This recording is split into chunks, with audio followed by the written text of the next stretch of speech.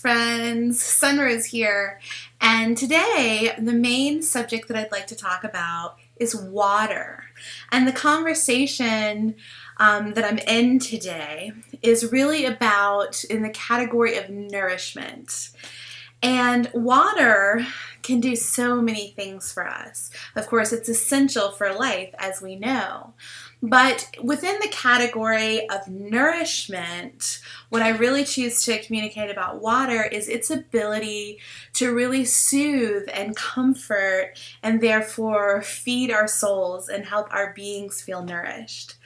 And there's a lot of ways that water can do that. I mean, there's definitely something to be said for really upping your water intake and even doing water fasting.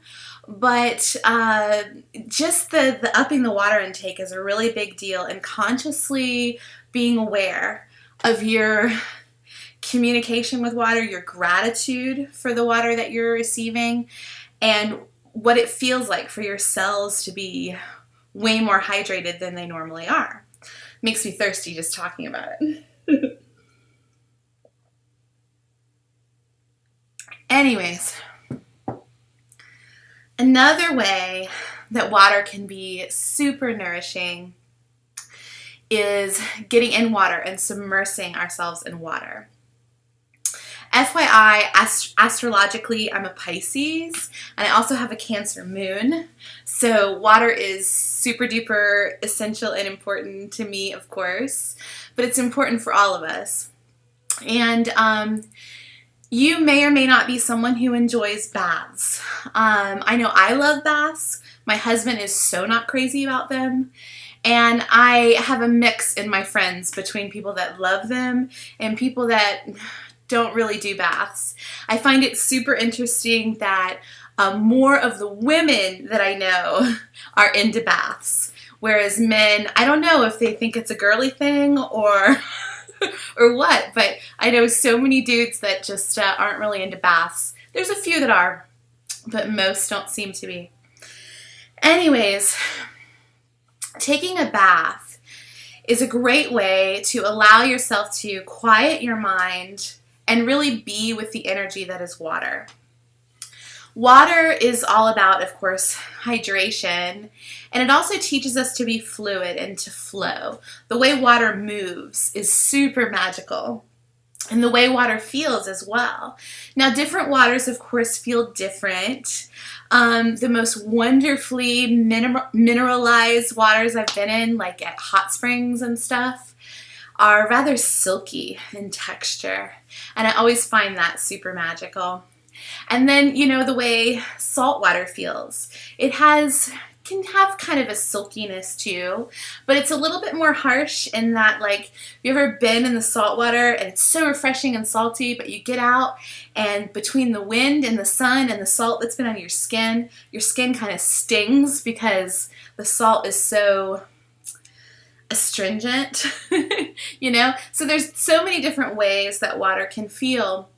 But allowing ourselves to just to be held in the water, to soak in the water and let our muscles relax is such a huge, wonderful way to nourish our beings, to nourish our spirits. And I take baths regularly, at least several times a week. I go through periods where I have a bath pretty much every day. And then sometimes weeks will go by and baths just aren't really my thing right then, but I always come back to them. And every house I've ever lived in, and for those of you who know me, or if you don't know me, I'm a bit of a gypsy. I've lived in a lot of houses. But one of the things I always look for, one of the big things on my list, is a bathtub. Gotta have a bathtub. If there is not a good place that I can soak, it's not gonna work. And I don't mean some rinky-dinky little like, ooh, I can kind of take a bath here. No, like, we're talking clawfoot tub or whirlpool tub or something with depth. So I can really fully submerse my body and let myself float and be held and breathe. You know, it's such a glorious feeling and such a great way to give yourself a gift. So highly recommend water therapy. We'll put it that way. And another great way, of course, is if you have the ability to go swimming where you are, preferably not in a chlorine pool. Swimming in a chlorine pool just really doesn't work for me because the enjoyment that I might be experiencing is kind of ruined by all those chemicals. You know what I mean? Yeah. So sometimes you can find saltwater pools in your area. Those can be great. Or a lake that you feel good about. We have a lot of lakes where I live. And I do go swimming in the lake sometimes. But they tend to be a little muddy for me. The water, there's a lot of red clay in the bottom of our lakes. And the water stirs it up real easy. And it's just kind of murky, muddy. You know, it's all right, but not my favorite. What I prefer the mostest, bestest, where I live anyways, is creeks. And especially if you can find a good fresh mountain creek with a good swimming hole. And it's colder than the lakes, but so refreshing and wonderful. And on those hot summer days, it's the best. And I'm also crazy enough to enjoy it in times like February, every now and then, when you just gotta jump in the water. It doesn't matter how cold it is. And jumping in cold water can be so, wow, really makes you feel alive. You know, it can be such an awesome thing if you're feeling bold enough to go for it. It's an extremely cleansing experience and always makes me feel a little bit like I've just been born again. So nothing wrong with jumping in freezing cold water in February, although it's funner in July. Yeah, I said funner. It's a word. Okay? It is, isn't it? No, I'm pretty sure it's not. Oh well. Anyways, what else? Oh, the ocean. The ocean is so glorious. And the ocean has always been one of my most favorite for the salt water. And when I'm out in the ocean, I feel so tiny and I feel so aware of how vast the ocean is and how vast our earth is and how huge this planet is and the cosmos and everything. I can really experience my infinitesimalness in it all, and at the same time this huge sense of oneness as I'm in this body of water that is so big and so expansive and contains so much life. It's really cool. And you know, there's something about the salt water that is really, really awesome. Sometimes I do my best to mimic that by getting some good sea salt and putting it in my bathtub. And then I put the jets on and let the water like really flow and move and just imagine that I'm at the ocean. That always really supports me a whole bunch. But particularly, you know, I know I've jumped all over the place about water because there's so much that can be said and I want to say it in a short amount of time so the video doesn't go for like 2 hours, you know what I mean? But I really want to come back to creeks particularly because I just came back from the creek. My kids and I went to Fires Creek today, one of my all-time favorite spots. And I was realizing while I was there how much peace and serenity and surrender I feel when I'm at the creek. And I just really, everything slows down. I get into this zone and I can hear the water moving over the rocks and I dig around and find fun little crystals underneath other rocks down in there. And it's just so phenomenally magical. And the spot we were at today, there's butterflies everywhere, like a bajillion tiny little purple butterflies. And my 4-year-old son is just in love with them. He wants to catch them all. And he's learning how to catch them without accidentally killing them.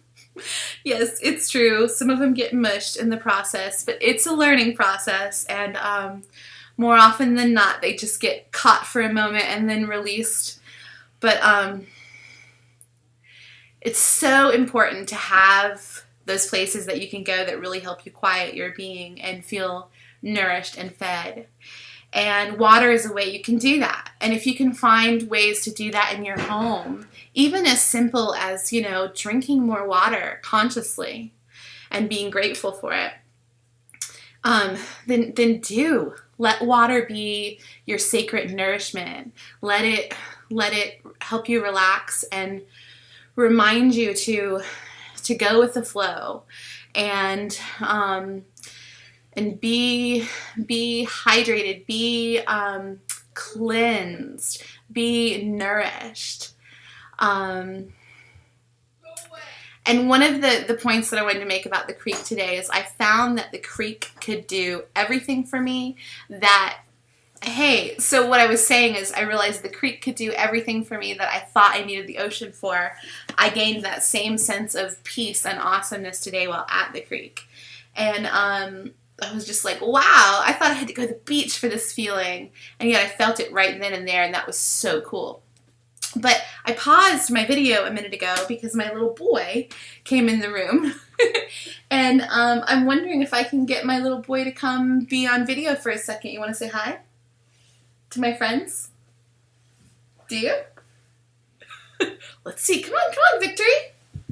My son Victory is 4, and he was at the creek with me today. They can't see you. Come up higher. Come up where they can see you. And what did you think of the creek today? I had fun. Did you have fun? Was it awesome? What's your favorite thing about playing in the creek? Swimming. Swimming in the water? And getting cold. Getting cold? You like getting cold? What about those butterflies? And splashing around. And my 13-year-old daughter from the other room says, and splashing around. We do love splashing around, don't we? And the most other thing that I like to do